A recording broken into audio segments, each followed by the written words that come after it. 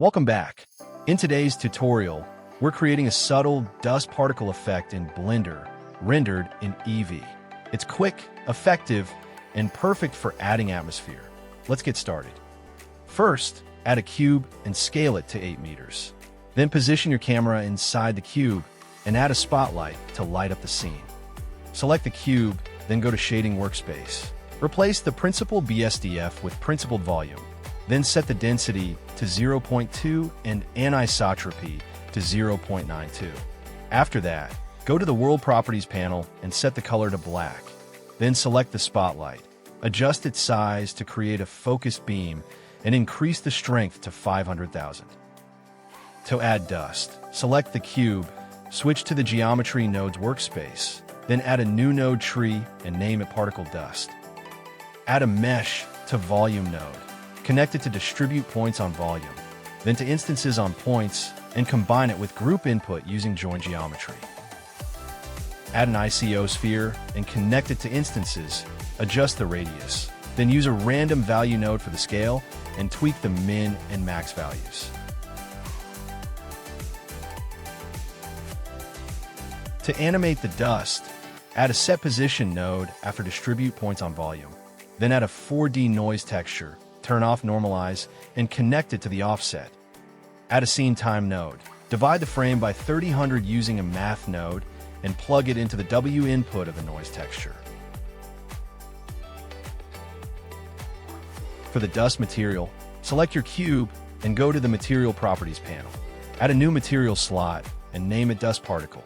Then, in your Geometry node setup, add a Set Material node after the Icosphere node and assign the dust particle material to it. Go to the Shading Workspace, delete the principled BSDF. Add a translucent BSDF and a transparent BSDF. Then mix them using a mix shader. Set the mix factor to 0.19.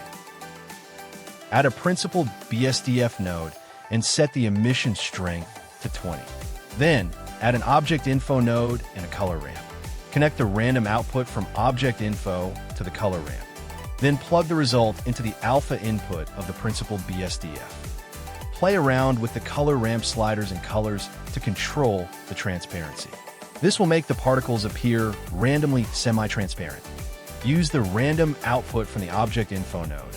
Connect it to a new color ramp, and then plug that into the color input of both the principled BSDF and the translucent BSDF.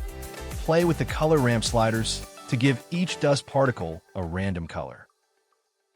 Add a mix shader. Connect the principled BSDF to the first socket, then duplicate the transparent BSDF and plug it into the second socket. Set the factor to 0.917. Then, combine both mix shaders using another mix shader node. Use a layer weight node. Connect its facing output to a color ramp and use that to control the factor. Play around with the color ramp sliders to give the dust a nice, smooth outline effect. For depth of field, add an empty and position it in front of the camera. Select the camera, enable depth of field, and set the focus object to the empty. Set the f-stop to 5.3, blades to 5, and rotation to 15.8.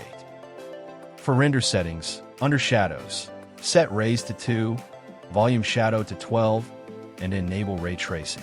In volume settings, set resolution to 1:4, max depth to 14, disable custom range, and set look to medium-high contrast.